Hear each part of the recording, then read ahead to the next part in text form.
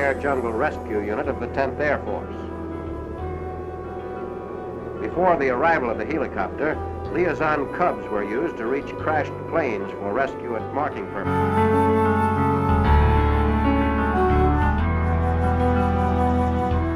A rescue mission is briefed before heading for a weather station atop a 2,400-foot mountain in the Naga Hills.